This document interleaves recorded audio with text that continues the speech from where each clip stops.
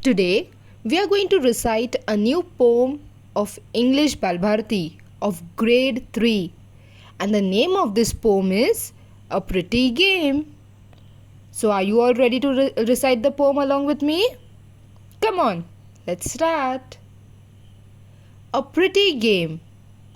The sun and the rain, in fickle weather, were playing hide and seek together. And each in turn would try to chase the other from his hiding place. At last they met to say goodbye, and lo, a rainbow spanned the sky.